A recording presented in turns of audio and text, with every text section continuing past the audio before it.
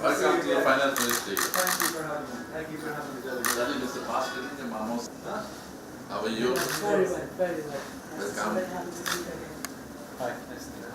Hello. Hello. How are you? Very good, thank you. Nice to How meet are you. you? Hi. How are you? Sri Lanka representative. Thank you. Yeah. Finance Minister. Mr. Pastor. Will you pronounce it? Well, it's your- Same here, this time was minister. Came there to show the Kenyan, right?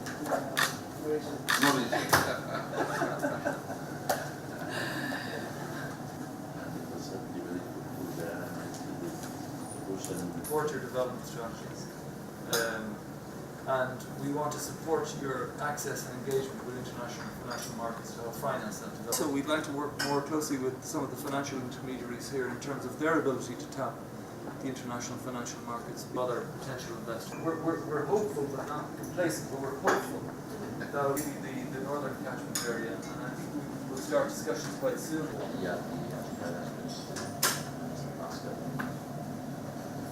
අද යුරෝප ආයෝජන බැංකුව ලංකාවට ඇවිල්ලා ඉතාමත් ක්‍රියාශීලීව වැඩ කරන්න අදහස් කරලා තිබෙනවා. අපි මාස 3කට ඉස්සෙල්ලා ඒ සියලු අය යුරෝපයේ හම්බුණා. ඒ හම්බ වෙන අවස්ථාවේදී අපි සාකච්ඡා කළා කිව්වේ ලංකාවට මෙතෙක් තුර යම් සියුම් ආකාරයක වැඩ කර එක මීට වැඩි ක්‍රියාශීලීව වැඩ කරන්න කියලා. ඒකේ ඇහුම්කන් දීලා අද සියලු දෙනාම මෙතනට ඇවිල්ලා තිබෙනවා. අද European Investment Bank, යුරෝප ආයෝජන බැංකුවේ වයිස් ප්‍රෙසිඩන්ට් මිස්ටර් ඇන්ඩ්‍රු මහත්තයා මේ පැත්තේ මගේ දකුණින් ඉන්නවා. අපේ යුරෝපයේ කවුලේ තානාධිපති මගේ වම් පැත්තේ සිටිනවා. ඉතින් ඒ අය මෙතනට ඇවිල්ලා තියෙන්නේ කණ්ඩායමත් සමග රටට කීර්ති නාමයක් ගෙනලා කටයුතු කරන දේශපාලන නායකත්වයක් දෙන අපේ ජනාධිපති මෛත්‍රීපාල සිරිසේනත් අගමැති රනිල් වික්‍රමසිංහ තුලින් රට අලුත් දිශාවකට ගමන් කරන්නයි. ඒ නිසා මම ඔබ සියලු දෙනාගේම කාරුණිකව රට සංවර්ධනය කරන්න පුළුවන් රටේ තිරසාර ගමනක් ගෙනියන්න පුළුවන් ආයෝජන ලබාගෙන කටයුතු කරන්න ප්‍රශ්න ඇසීමටයි. Of the Vice President, Mr. Dowell, is very timely because it illustrates the strengthening of the EU-Sri Lankan partnership. Our multifaceted engagement spans the political, the economic and development areas.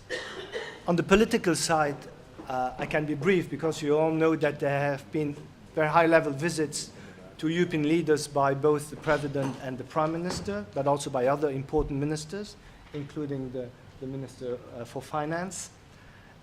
You also know that we have got different ways in the EU to try to promote, how would I call it, the development and the economic growth of Sri Lanka for the benefit of all its citizens. One is well known, it's the GSP+. Let's wait for the outcome. We hope that it's going to be a positive one. But we have also not to neglect the elements that we can use through our bilateral development aid program.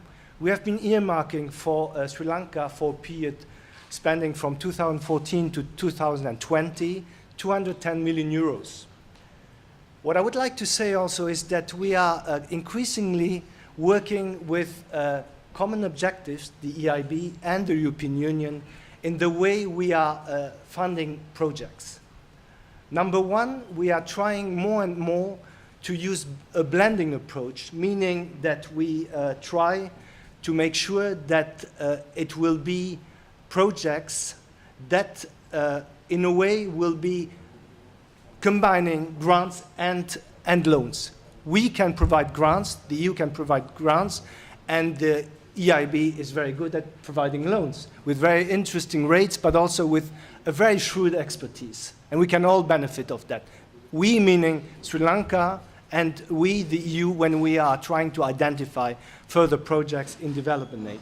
The second element is that we have got also a common objective to try to promote as far as possible the so-called sustainable development goals, and in particular to see what we can do in funding projects that will be looking at protecting the environment, but also looking at combating climate change.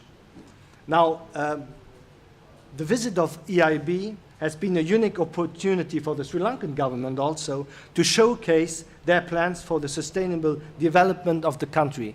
And the Prime Minister, in the meeting that we had previously, has announced that there will be a sustainable development plan issued sometime in May, I believe, that will also help us then to identify more specific projects. So, all in all, I'm very confident that it will be possible in the future for the EIB to make more investment in Sri Lanka and to attract, through its label, very importantly, more private investors. The meeting with the Prime Minister, but also the meetings with the various ministers and the more technical meetings have been very promising, and I thank you for your attention.